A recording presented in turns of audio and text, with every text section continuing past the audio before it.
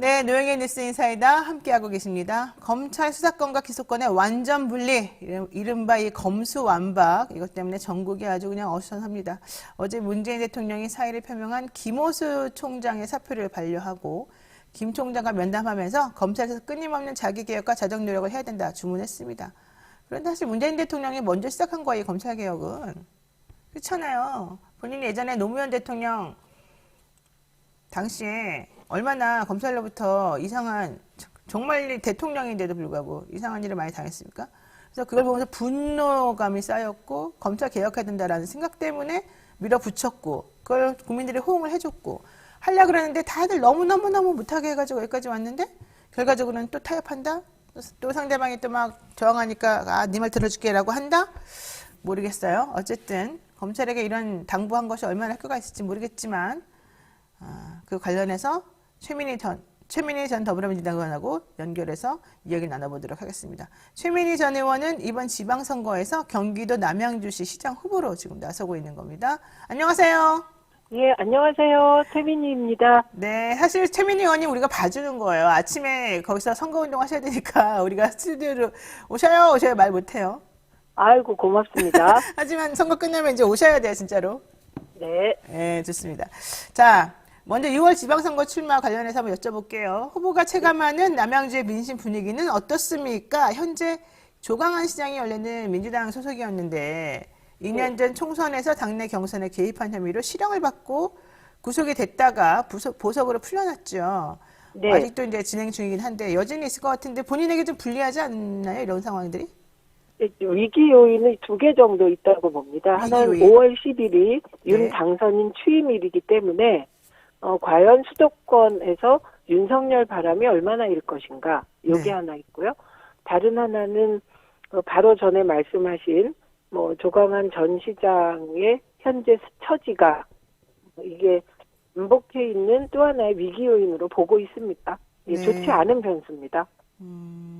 그러니까는 그런 외부적인 요인들이 매우 안 좋지만 그럼에도 불구하고 내가 나가면 될 거다 이렇게 지금 생각하셔서 나오신 거잖아요. 우선 남양주는 지난 대선에서 7.5% 이재명 후보가 이겼습니다. 네. 그리고 그런 정서가 똘똘 뭉쳐 있는 상황이고요. 네. 그래서 외재적 변수와 내재적 변수의 충돌에서 어느 쪽으로 힘이 기우느냐는 문제인데요. 우선 저는 남양주에서 2016년 낙선한 이후 계속 지역을 돌봐왔어요. 계속 돌아다니고 네. 지역 활동을 했기 때문에 저에 대한 동정 여론이 조금 있는 것 같습니다. 그리고 제가 문재인 정부 내에 방송 패널로 적극적으로 활동했기 때문에 그렇죠. 민주당 쪽 지지자들은 저에 대한 지지도는 매우 높은 편이라고 봅니다. 지금 조영용님께서 최민희 의원 왜 이렇게 조촐하게 노세요? 남양주시장 출마는 큰 인물에 안 맞는 것 같아요. 이렇게 말씀하시고 그러니까 아마 이제 중앙정부에서 총선 같은 데 나오셨어야 된다 이런 얘기 하는 것 같아요. 그다음에 또 그런 얘기 있습니다. 근데 저는 민주당에게 국민들께서 지방선거 특히 기초자치단체장과 시도의회를 몰아준 것은 네. 이제 민생 정치를 하라고 생활 구석구석을 보살피라는 의미였던 것 같아요. 그래서 그런 풀뿌리 정치, 생활 정치에 대한 저의 오랜 갈망이 있었습니다. 네. 어쨌든 인내천님 민의는 할 수 있습니다. 화이팅. 네, 전장원님. 화이팅. 네, 고맙습니다. 지금 많은 분들이 응원을 지금 만나고 계시고요. 지금 슈퍼챗도 막 나왔어요. 가을이야님 2만 원 보내시면서 우리 최민희 예비 후보님을 또 응원하고 계시고 하루사랑님도 마찬가지입니다. 야, 이렇게 또 후보가 나온다고 슈퍼챗 받는 거는 우리 후보님이 또 처음이에요. 고맙습니다. 네, 자 그런데 이제 하나 좀 불편 혹은 뭐 좀 부담 이렇게 된 게 주강덕 전 국민의힘 의원이란 말이에요. 지금 20대 총선에서 원래 맞붙었던 그분이 이번에 자기 시장 나오겠다 그러면서 리턴 매치를 지금 예고하고 있습니다. 네. 어쨌든 지금 최민희 후보님은 당내 경선도 성공을 시켜야 되겠지만 이긴다 하더라도 주강덕 의원하고 또 다시 싸워서 이겨야 되잖아요. 네. 잘 될까요? 그분하고 저하고는 19대 국회의원, 20대에서 붙었고요. 제가 4,000표 차이로 졌고요. 21대에서 김용민 현 민주당 의원, 네. 그 당시에 남양주에는 뭐 거의 알려지지 않는 신인이었죠. 그렇죠. 신인에게 4,000표 차로 졌습니다. 그래서 일단 그 이름이 잘 알려지지 않은 남양주에는 신인인 김용민 의원에게 지난 총선에서 네. 4,000표 차로 4,000여 표 차로 진 이후에 사실 한풀 꺾였다고 보는 것입니다. 그렇군요. 네. 이관수님께서 이러네요. 저는 남양주에서 밭가리 회원으로 활동하고 있습니다. 바로 이거 좋아요, 이거 밭가리 회원. 근데 민심이 최민희 의원님을 응원하고 있습니다. 매우 긍정적입니다. 이렇게 말씀하시네요. 그리고 세상 사람님, 남양주 전략 지역인데요. 인구수가 100만 명에 육박합니다. 최민희 화이팅입니다. 이렇게 하시고, 그러니까는 걱정 안 하셔도 될 것 같은 분위기가 있네요. 지금 보니까. 우리 이제 기저 민심은 저도 놀랄 정도로 우호적입니다. 그렇죠. 네, 바닥은 우호적입니다. 네네, 알겠습니다.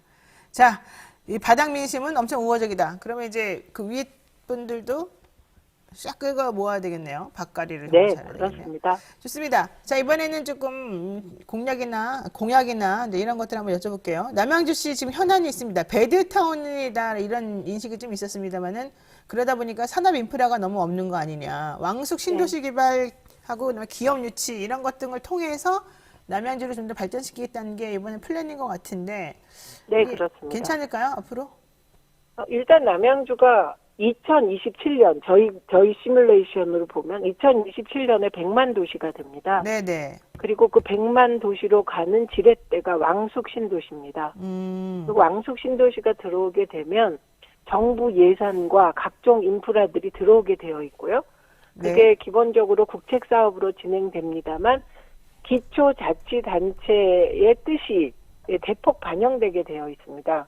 그래서 저희가 만약에 다산 선생이 살아계시다면 남양주가 4차 산업혁명의 중심이 돼서 도약하라 이렇게 얘기할 것이다 생각하고요. 저는 블록체인 선도 도시로 그리고 블록체인 관련한 코딩 교육의 선도 도시로 남양주를 만들겠다.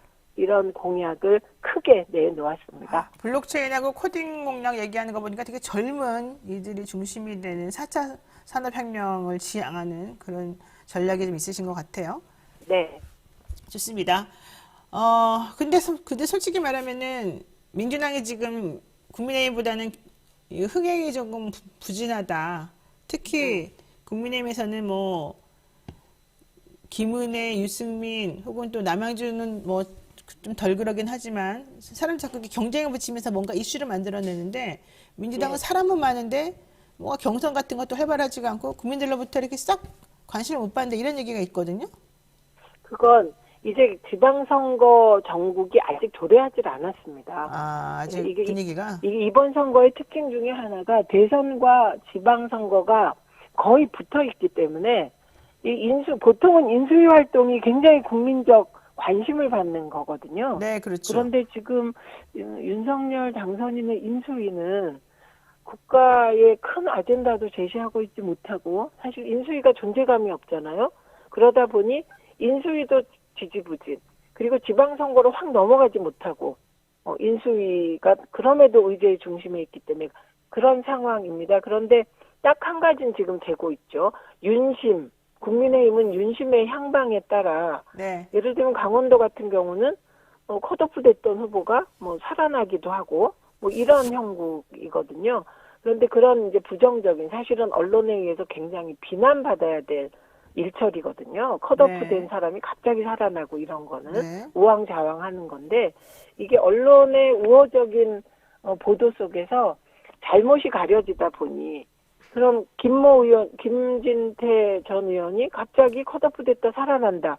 이게 무슨 흥행 요인인 것처럼 네. 그렇게 되고 있는 것이 문제라고 생각하고 특히 대구 같은 경우도 저는 박근혜 전 대통령 소위 박심에 따라 누가 출마하고 그리고 윤심을 거기에 얹어주고 이런 퇴행적인 행태에 대한 따끔한 비판과 반성이 있어야 된다고 생각합니다. 그런데 언론이 그냥 누가 되냐, 뭐 단일화 하나 안 하냐, 뭐 홍준표 후보는 어떻게 하냐 이런 식의 소위 따라가기 보도만 해주니까 이게 무슨 흥행이 되는 것처럼 네, 그렇게 비춰지고요. 그래요. 그리고 사실은 유승민 전 후보만 해도 사실 대구에서 지금 유영아 변호사에 맞서 있어야 되는 분이 유승민 전 대표 아닙니까? 네, 맞죠. 그런데 갑자기 경기도로 왔단 말이죠. 네, 네. 이에 대한 따끔한 지적.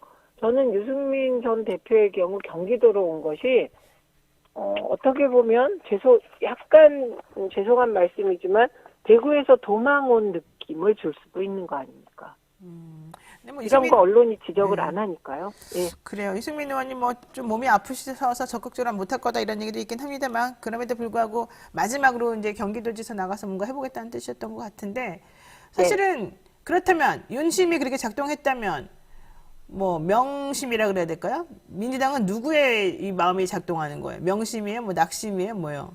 그러니까 중요한 게 예.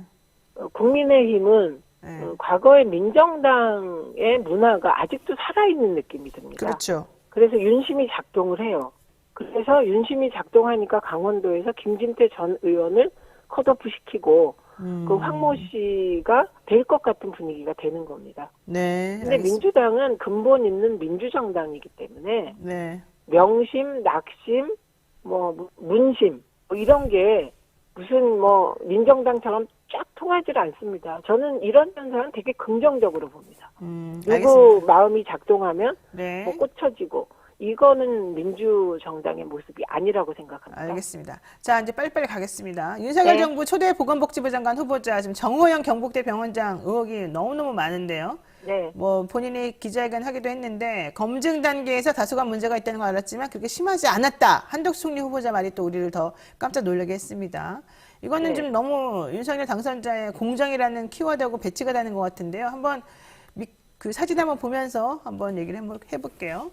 네. 지금 보시면은 장제원 의원이 이렇게 말했죠. 정 후보자가 조작했습니까? 뭐 위조했습니까? 조국 문제와 이게 비슷한 거 있으면 얘기해 보셔라. 근데 그 아들인가요? 정호영 장관 후보자 아들이 네. 학력도 6년제 졸업이라고 거짓말 썼다면서요. 이런 거 이게요. 다 조국보다 더 심한 거 아니에요? 자기가 위조했는데? 네. 저는 이게 이런 일이 터졌을 때 대응하는 태도에 있어서 국민의힘 쪽은 참 오만하게 비칩니다. 이게 병무청의 실수로 4년제가 6년제라는 건데 그러면 어떻게 해야 됩니까? 병무청 누가 착오를 일으켰는지 조사해야 되지 않습니까?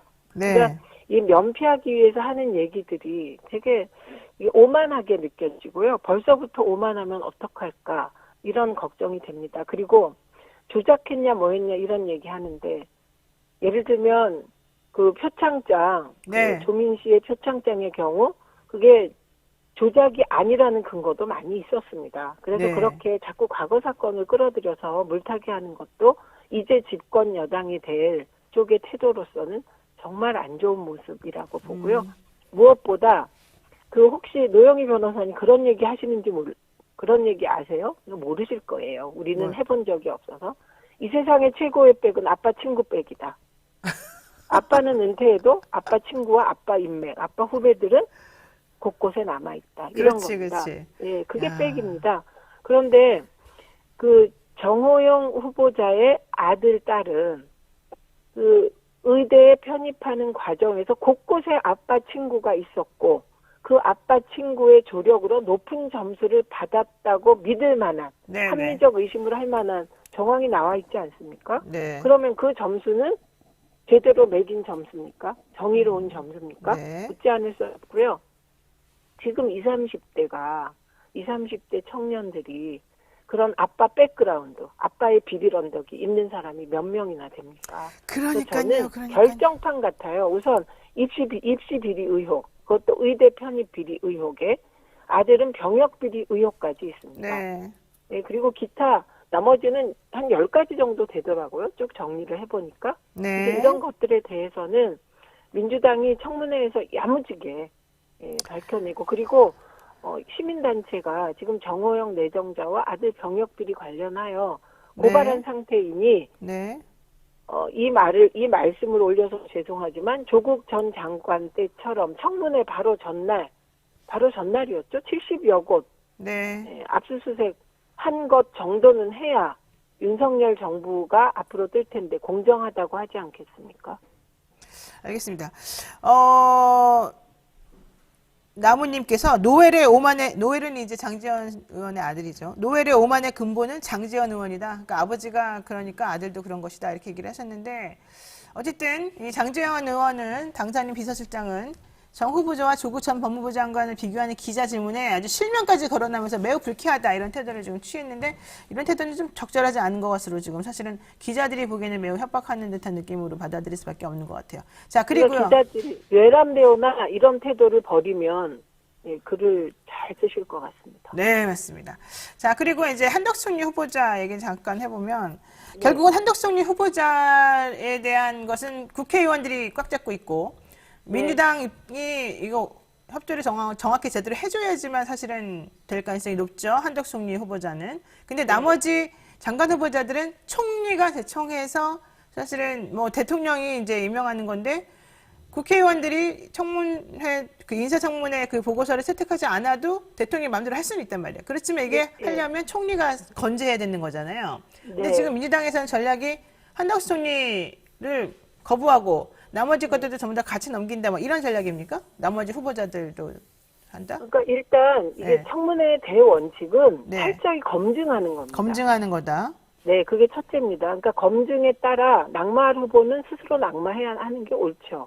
근데 과연 한덕수 총리 내정자가 네. 총리 자격이 있느냐? 저는 없다고 생각합니다. 음. 그리고 지금 나온 뭐 론스타 의혹이라던가 뭐 여러 가지 개인 치부 과정의 의혹 있잖아요. 이런 것들에 대해서뿐만 아니라 저는 새 시대를 준비하는 2022년에는 네. 미래형 국무총리가 필요하다고 봅니다. 청문회형 국무총리는 곤란하지 않을까 싶습니다. 알겠습니다. 그래서 민주당이 철저히 검증하고 합리적 기준에 따라 네. 뭐 결론을 내리지 않을까 합니다. 검수완박이라고 아까 말했던 이 검찰 수사권 기소권 분리 법안, 뭐 네. 검찰의 저항이 아주 그냥 엄청난데, 여기에 대해서 김호수 총장 사표 냈다가 이제 어제 대통령하고 면담하고 난 다음에는 사실상 사의 철회 이렇게 지금 나오고 있고, 대통령도 이제 잘해라 뭐 이랬던 것 같아요. 자, 이런 모양새 어떻습니까? 좋습니까? 우선 김호수 총장도 역시 검사구나 이런 느낌이 강하게 들었고요. 그 처지는 이해합니다만 네. 저는 지금 검찰의 저런 집단 행동, 공무원들이 집단 행동 저렇게 하면 검찰이 어떻게 했는지 돌아볼 필요가 있겠죠. 네. 집단 행동 자체가 문제다. 지금 이 상황에 검찰이 저렇게 집단 행동을 하는 것 자체가 네. 검찰이 얼마나 무소불위의 권력이었으며 그 권력을 기득권 의식으로 가지고 있는지를 보여주는 거라고 생각합니다. 그러니까 모든 공무원 위에 있는 공무원이라는 인식이 있지 않고는 집단 행동을 저렇게 공개적으로 하기 어렵다고 생각합니다. 네. 두 번째는 민주당이 이렇게 대선 이후 급하게 검수완분을 추진하게 된 것은 저는 윤석열 당선인의 검찰 독재 국가를 의심하게 하는 공약 때문이라고 생각합니다. 윤석열 당선인이 검찰에게 예산권, 인사권 다 몰아주겠다고 하지 않았습니까? 네. 거기다 법무부 장관의 일반적 수사 지휘권도 없애겠다고 했잖아요. 네. 그리고 오직 대통령과 검찰만 소통하게 되는 건데 민정수석도 없애고 이런 검찰 독재 국가 구상이라고 볼 수 있는 이런 공약으로 인해서 저는 민주당이 지금 검수완분해서 그나마 권력을 더 분산시켜보자는 안을 낼 수밖에 없지 않나 합니다. 네. 제이크리님께서 참 정치인 최민희 후보님 능력 있고 너무 멋져요. 적극적으로 지지합니다라고 지지 의사 표명해 주셨는데요. 요 질문 하나만 드리고 끝내겠습니다. 이거는 딱 예스 노로 대답해 주시면 될 것 같은데요. 국민의힘하고 국민의당 합당 절차가 마무리가 됐잖아요. 두 당의 이런 화학적 결합 성공하겠습니까? 어떻겠습니까? 물리적 결합은 했고 화학적 결합은 아직 이루어졌다고 보기 어렵죠. 물리적으로는 됐는데 화학적 결합은 아직 이루어지지 않았다. 근데 될 거다, 안 될 거다? 화학적 결합이라는 게 늘 되는 듯 안 되는 듯 결국은 안 되는 거예요. 네, 정당의 결합이라는 게 그렇습니다. 그렇군요.